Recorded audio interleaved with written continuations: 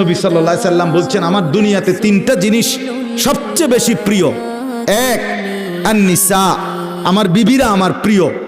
দুই, আত-তিব, সুগন্ধি আতর আমার কাছে প্রিয়। তিন নাম্বার, কুররাতু আইনি আস-সালাহ, নামাজ আমার কাছে ভীষণ প্রিয়। তাহলে আতর, সুগন্ধি নবীজির প্রিয় ছিল।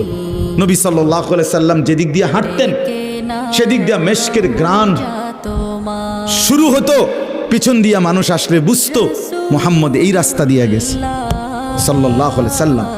এত পবিত্র, এত সুগন্ধিময় যেই নবী ছিলেন মৃত্যু পর্যন্ত, সেই নবীর সামনে এই বিড়িওয়ালা, এই দুর্গন্ধ মুখ নিয়ে কেমনে দাঁড়াবেন?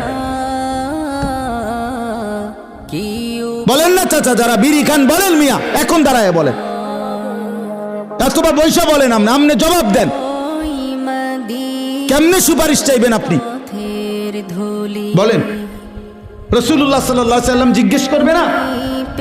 কথা বলেন না কেন? নবী জিজ্ঞেস করবে না, উম্মত তোর লজ্জা লাগে নাই?